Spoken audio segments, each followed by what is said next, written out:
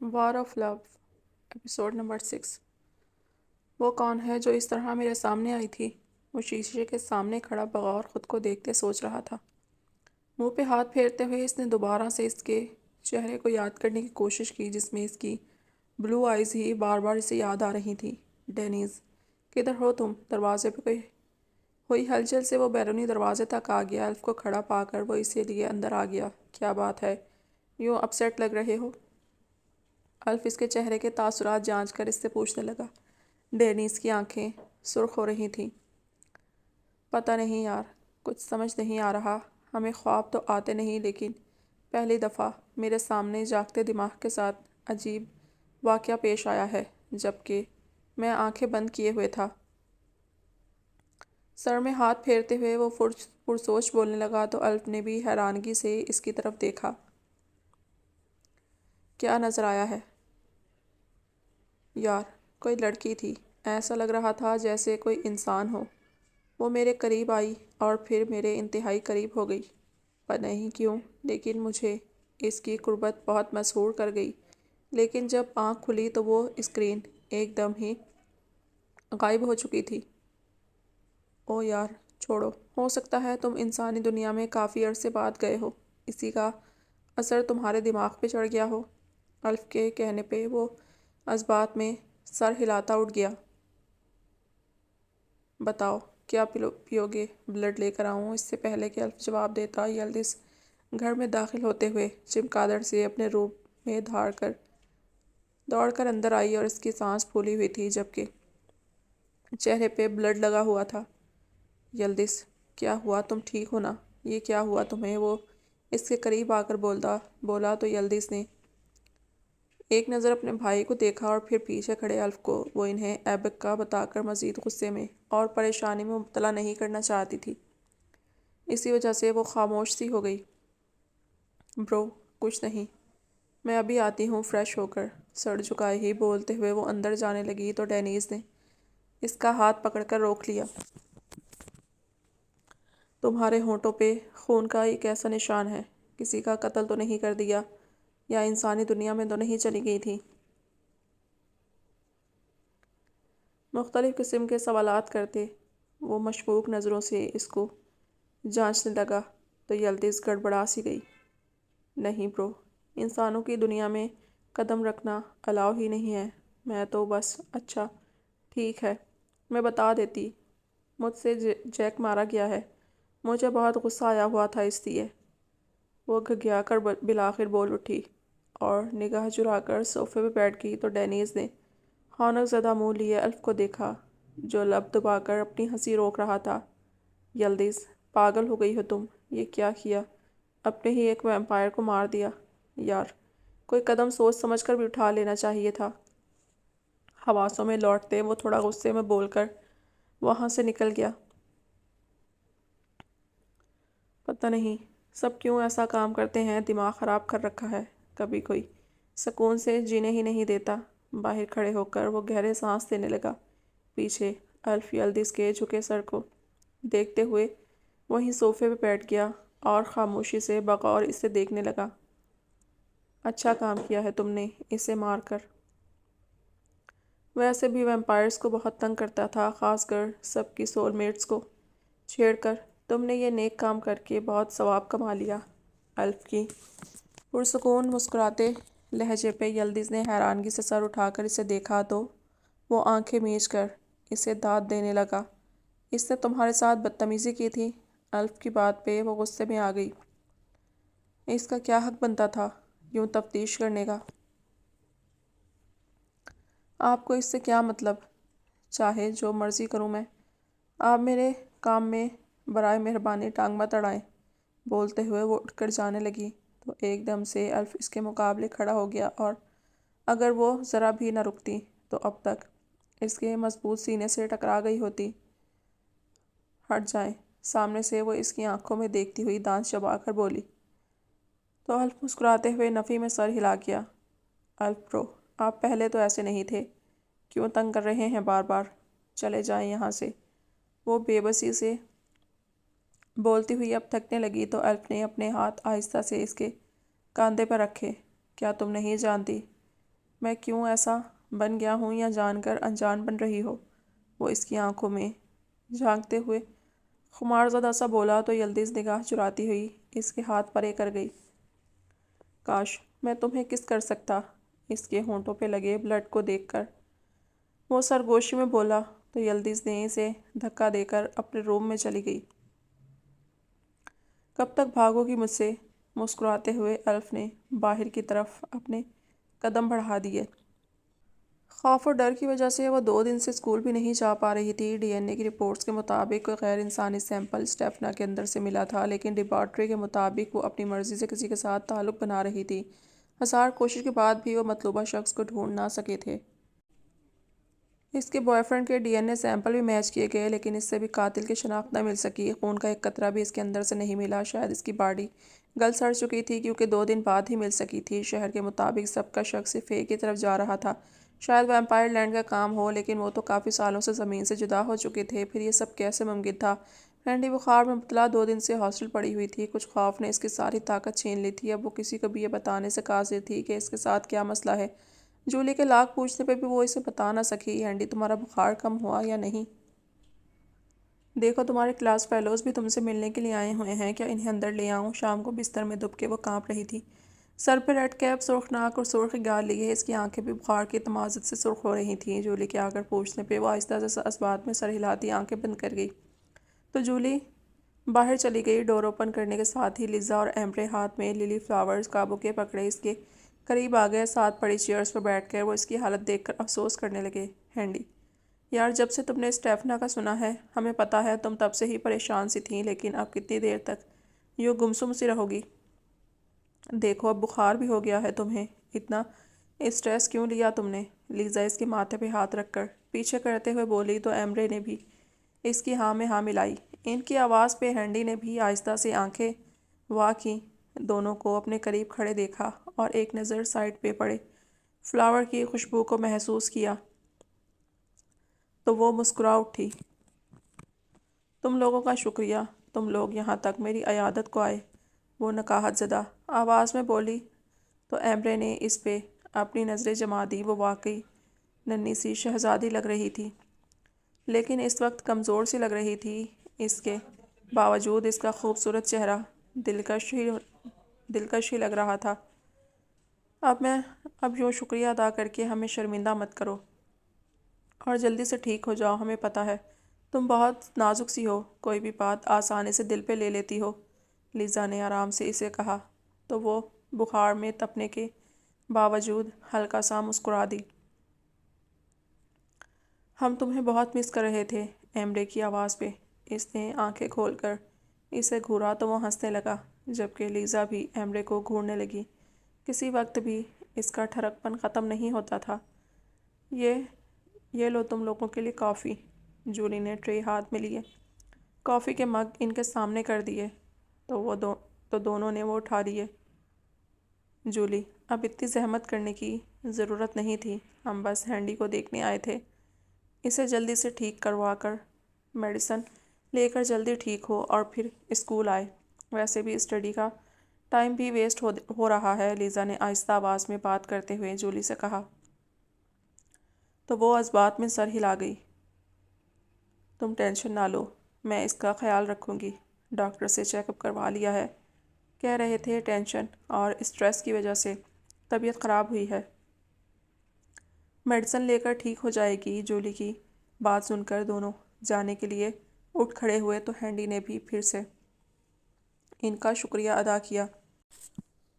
Medicine لو، جولی نے اسے کھانا کھلانے کے بعد میڈیسن دی تو وہ جولی کا شکریہ ادا کر گئی اور ہاتھ میں بک لے کر پڑھنے لگی۔ اس کو چھوڑو، تھوڑا ریسٹ کرو، اس کے بعد پڑھ لینا۔ اس کے ہاتھ سے بلڈ رومانس کی بک پکڑتے ہوئے جولی نے سائڈ ٹیبل پر رکھ دی تو ہینڈی بھی بستر پہ دوبارہ سے لیٹ گئی۔ اسے میڈیسن لے کر زیادہ نیند تو نہیں آتی تھی، لیکن پھر بھی وہ لیٹ گئی۔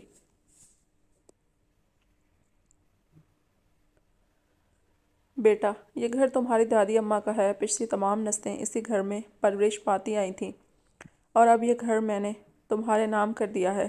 میرے جانے کے بعد تم ہی اس کے مالک ہو۔ وہ اس وقت گھر کو بغور دیکھ رہی تھی۔ اور اس کے کانوں میں اپنے ڈیڈ کے الفاظ گونج رہے تھے۔ اس وقت گھر کافی سالوں سے پرانا اور صفائی نہ ہونے کی وجہ سے جالے لگے ہوئے تھے۔ کیوں نہ سب سے پہلے صفائی کر لیتی ہوں، خود سے بولتے ہوئے وہ ہاتھ میں جھاڑو لیے تمام کمروں میں گھس کر صفائی کرنے لگی، لیکن ایک کمرہ اس کی توجہ کا مرکز بنا، شاید یہ گرینڈ ماں کا تھا۔ وہ وہاں موجود الماری کی طرف آ گئی۔ الماری کھولتے ہی ایک باکس الماری سے نکل کر نیچے گرا تو وہ اسے اٹھا کر دیکھنے لگی۔ کافی قدیم باکس تھا جس پہ بنے مختلف قدیم عمارات کے ڈیزائن۔ لکڑی کا بنا ہوا یہ باکس مختلف ڈیزائن سے مزین تھا۔ وہ کھول کر دیکھنے لگی، لیکن اچانک تیز روشنی نے اس کی آنکھیں چندیا دی۔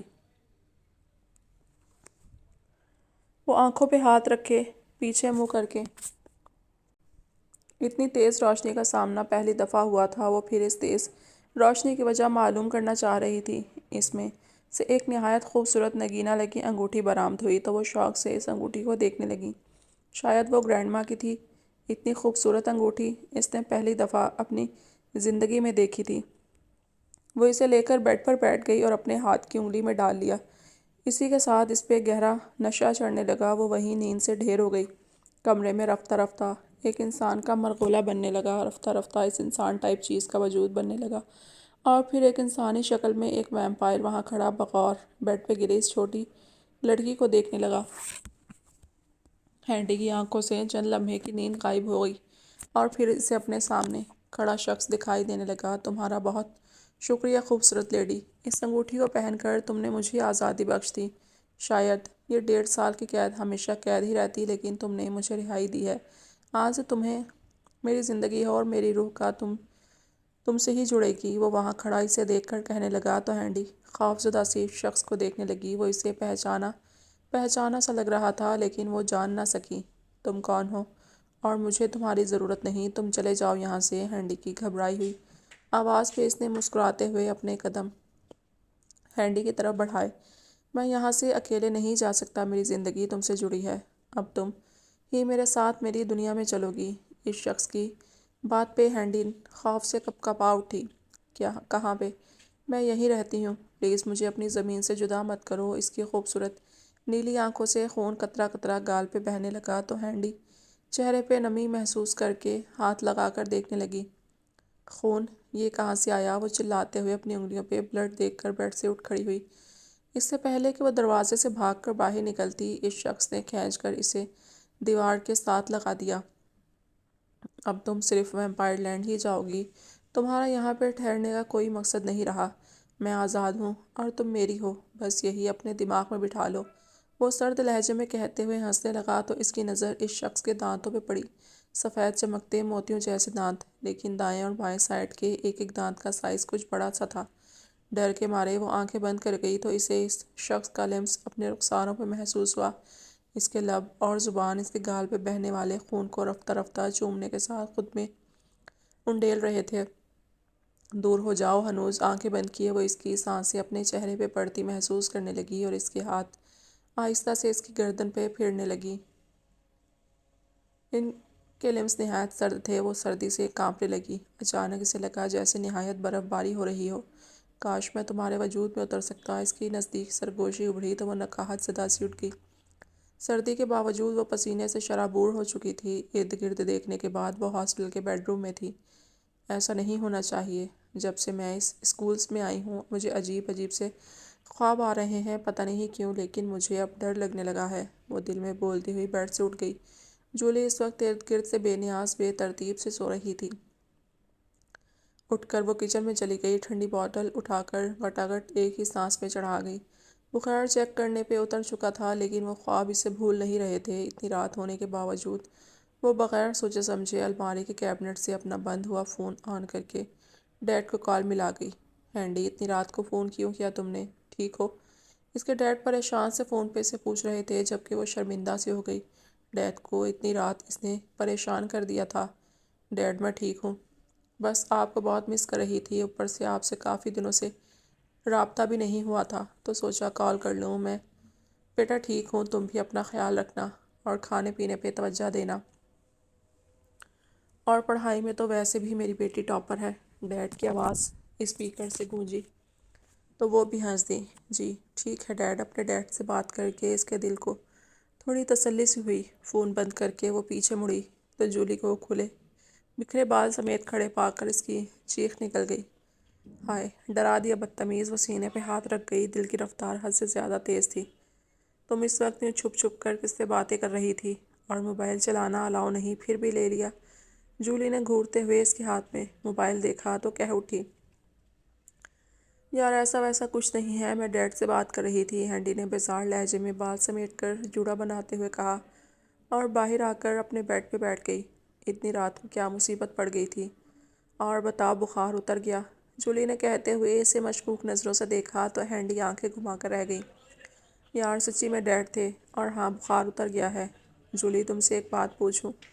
ہاں پوچھو، جولی بیڈ پہ بیٹھتے ہوئے بولی تو ہینڈی کچھ دیر سوچنے کے بعد اسے دیکھنے لگی۔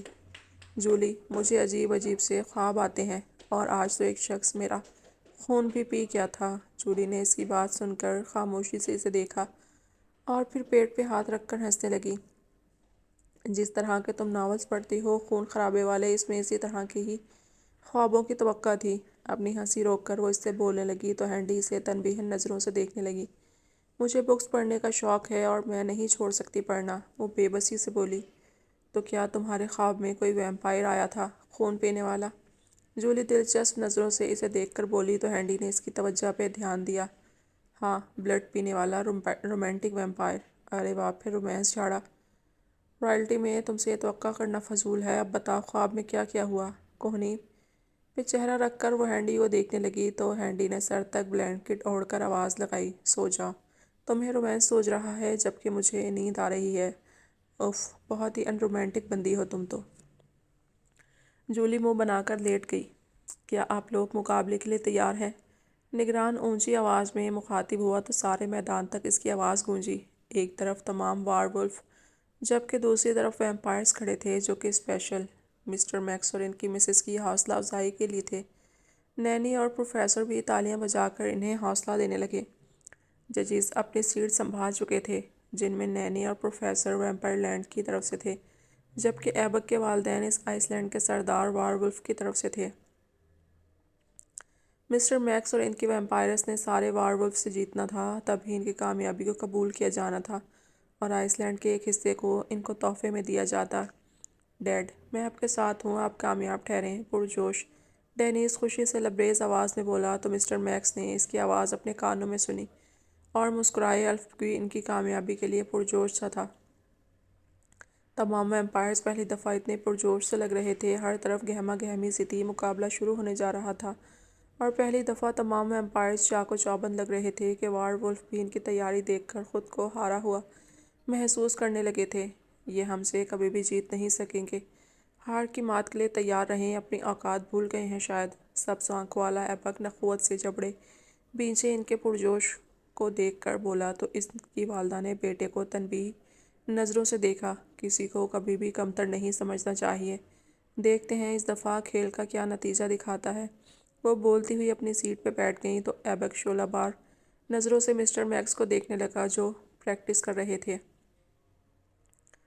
جو بھی کر لو تمہیں معاف نہیں کروں گا۔ اگر تم لوگ جیت گئے تو تمہاری بیٹی ضرور مجھ سے ہارے گی۔ اس کی آنکھوں کے سامنے یلدز کا خوفزدہ چہرہ آ گیا تو اس کے لب مسکرائے۔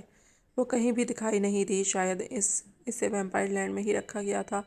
اسے یاد پڑتا تھا ویمپائر لینڈ جانا کوئی آسان کام نہیں تھا، لیکن اس کے لیے بھی ایک ویمپائر چیلا اس نے اپنا غلام بنا لیا تھا جس کی غداری کی خبر کسی کو بھی ویمپائر کو نہیں تھی، اور اسی کی مدد سے آج وہ یلدز تک پہنچ سکا تھا۔ یہ مقابلہ منعقد کیا جانا لازمی تھا۔ صدیوں سے ایسا ہوتا آ رہا تھا۔ برتری کی صورت دونوں پارٹی میں سے ایک کو اس دنیا پہ حکومت حاصل کر لینی تھی، اور اب وار وولف اپنی فتح کے قریب تھے اور برتری حاصل کرتے آئے، لیکن وہ مزید ان کو کامیاب ہونے نہیں دے سکتے تھے کیونکہ ایک ہی سیارے کے دو بادشاہ کبھی بھی نہیں ہو سکتے تھے۔ مقابلہ شروع ہو چکا تھا اور مسٹر میکس کے ساتھ ان کی ویمپائرس کا شوق اور پرجوش قابل دید تھا۔ ایبک کا غصہ رفتہ رفتہ پروان چڑھتا جا رہا تھا۔